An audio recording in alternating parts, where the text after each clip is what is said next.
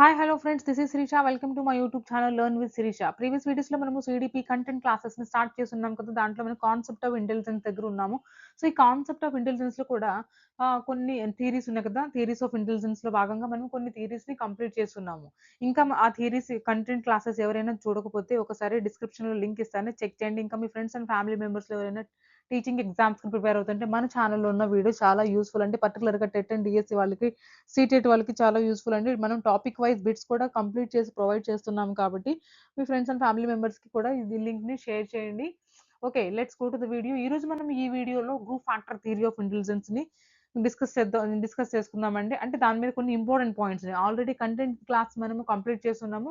ఇప్పుడు మనం కొన్ని ఇంపార్టెంట్ బిట్స్ దీని మీద, ఈ కాన్సెప్ట్ మీద డిస్కస్ చేద్దాము. Group factor theory of intelligence ఎవరు తీసుకొచ్చారు? థర్స్టన్.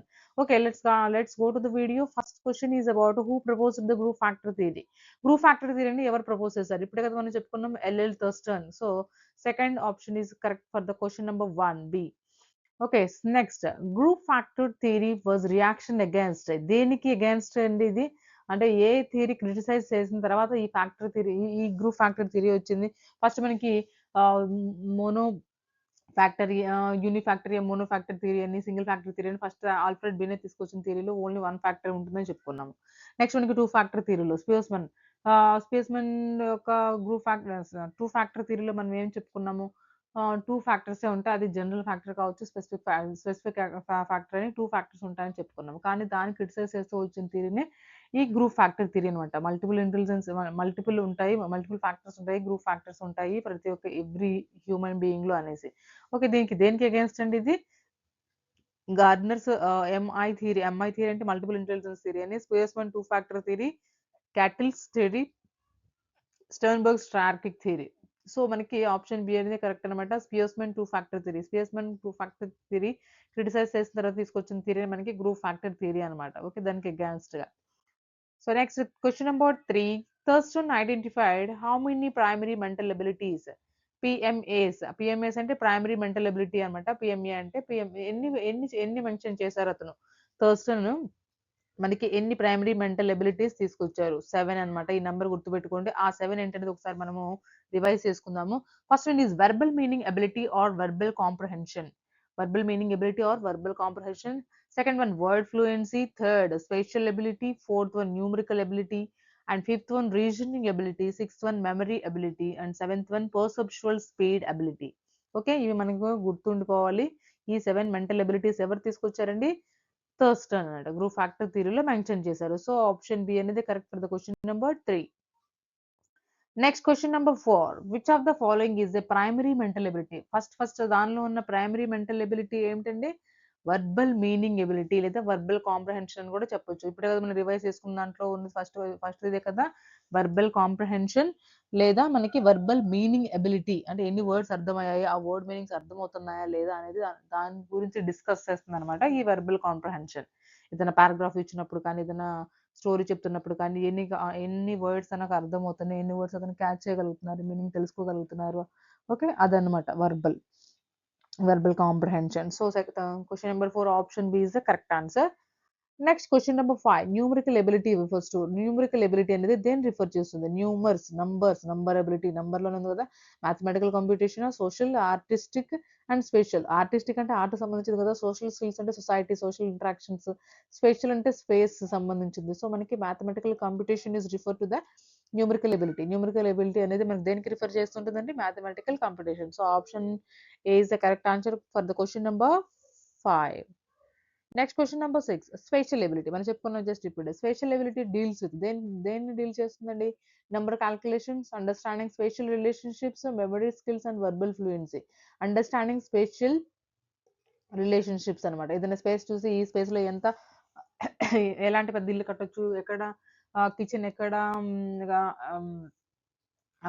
టాయిలెట్స్ ఎక్కడ అంటే చూడగానే చెప్పగలడం అంట. ప్లానింగ్ వేయడం, ఒక మ్యాపింగ్ రావడం, తన బ్రెయిన్ లోకి ఒక మ్యాపింగ్ రావడం. అట్లాగే ఎగ్జామ్స్ అప్పుడు కూడా ఒక ప్లాన్స్ ఎలా వేసుకోవాలి, టైం టేబుల్ ఎలా ఫాలో అవ్వాలి, చూడగానే చెప్పగలగటం. సో అదనమాట spatial ability. Okay, option B is the correct for the question number 6. Next question number 7. Word fluency is related to word fluency దేనికి సంబంధించిందండి? Logical reasoning, production of words rapidly, social awareness and mathematical ability. ఇప్పుడు చూడండి, production of words rapidly అంటే ఎంత స్పీడ్‌తో word fluency చెప్పడం. ఇప్పుడు words ఆడుకుంటా ఉంటారు కదా! అట్లా ఏ ఫర్ యాపిల్ అంటే యాపిల్ లాస్ట్ లెటర్ ఈ అని, ఈ ఫర్ ఎలిఫెంట్ అని ఎలిఫెంట్, టీ అని టీకి టాప్ అని, అట్లా టక టక వర్డ్స్ చెప్పడం అంటే ఎంత ఫ్లూయెన్సీ, ఎంత ర్యాపిడిటీ, ఎంత స్పీడ్‌తో చెప్పగలుగుతున్నాను అన్నదే వర్డ్ ఫ్లూయెన్సీ అనమాట. సో మనకి ఆప్షన్ బి అనేది correct for the question number 7. Understand? Next question number 8. Which of these is not a primary mental ability? మనకి ఇప్పుడు 7 ప్రైమరీ మెంటల్ ఎబిలిటీస్ ఉన్నాయి. గ్రూప్ ఫ్యాక్టర్ థియరీ థర్స్టన్ తీసుకొచ్చారని చెప్పుకున్నాం కదా! థర్స్టన్ తన థియరీలో 7 ప్రైమరీ మెంటల్ ఎబిలిటీస్ తీసుకొచ్చారని చెప్పాం కదా! దాంట్లో ఏది కాదు? Verbal comprehension, spatial ability, musical intelligence and numerical ability. Numerical ability, verbal comprehension, spatial ability ఉన్నాయి మనకి. ఈ మ్యూజికల్ ఇంటెలిజెన్స్ అనేది మనకి హవార్డ్ గార్డ్నర్‌లో వస్తదండి. అతను 8 ఇంటెలిజెన్సెస్ తీసుకొచ్చారు. అది Howard Gardner multiple intelligence theory అని కూడా చెప్పుకుంటాం దాన్ని. సో దాంట్లో మనకి మ్యూజికల్ ఇంటెలిజెన్స్, ఎవరికైతే మ్యూజిక్ మీద ఇంట్రెస్ట్ ఉంటుందో అది మనకి మ్యూజికల్ ఇంటెలిజెన్స్ అని చెప్తాము. సో ఏది కాదు అంటున్నారు కాబట్టి ఇక్కడ గుర్తుపెట్టుకోండి, ఏది కాదు అంటే ఇక్కడ మనకి ఆప్షన్ సి అనేది కరెక్ట్ అనమాట. మ్యూజికల్ ఇంటెలిజెన్స్ అనేది ప్రైమరీ మెంటల్ ఎబిలిటీస్ లోకి మనకి రాదనమాట. Okay, understand? Next question number 9. Group factor theory suggest intelligence is. Group factor theory intelligence దేనిలాగా సజెస్ట్ చేస్తుంది? Single general factor, a cluster of group abilities, only social ability, only mechanical ability. Social ability, mechanical ability అవేం చెప్పలేదు కదా! Single factor అని చెప్పిందా? కాదు కదా! Single factor Alfred బినే తన థియరీలో చెప్పారన్నమాట, యూనిఫాక్టర్ మోనోఫాక్టర్ థియరీలో. సో మనకి అది కాదు. సో క్లస్టర్, గ్రూప్ అనమాట. Group abilities, group of abilities అని కూడా చెప్పొచ్చు. దాన్ని గ్రూప్ ఫ్యాక్టర్ థియరీలో అతను మెన్షన్ చేశారు కదా! So question number 9 option B is the correct answer. Next question number 10. Major advantage of Thurstone theory. Thurstone theory అసలు మేజర్ అడ్వాంటేజ్ ఏంటి? Recognizes variety in intellectual functioning, too simple, ignores learning, focuses on only one ability. Focuses on only one ability మనకి ఇప్పుడే చెప్పుకున్నాము, Alfred Binet మనకి. Ignores learning, learning ని ignore చేసిందా? కాదు కదా! టూ సింపుల్ కూడా కాదు. టూ సింపుల్ అనేది కూడా మనకి యూనిఫాక్టర్ థియరీ, మోనోఫాక్టర్ థియరీ మనము, లేదా సింగిల్ ఫ్యాక్టర్, దాన్ని అబ్సల్యూట్ ఫ్యాక్టర్ అని కూడా అంటారు కదా! సో ఆ ఫ్యాక్టర్ థియరీలో మనకి టూ సింపుల్ అని చెప్పొచ్చు. కానీ ఇక్కడ మనకి ఇదేంటంటే ఈ మేజర్ అడ్వాంటేజ్ ఏంటంటే variety in intellectual functions. Intellectual functionings లో మనకి వెరైటీ అంటే డిఫరెంట్ ఫంక్షన్స్, డిఫరెంట్ స్కిల్స్ ఉన్నాయని చెప్పడం అనమాట. Okay, 10 bits to. సో ఇప్పుడు దీనికి ఆప్షన్ ఏమైంటుందండి? So option A is correct for the question number 10. Okay, ఇప్పుడు ఈ వీడియోలో మనము 10 ఇంపార్టెంట్ బిట్స్ అంటే క్వశ్చన్స్ ఎలా అడుగుతారనేది తెలుసుకున్నాం కదా! నెక్స్ట్ వీడియోలో మళ్ళీ కలుద్దాం. Until then bye bye.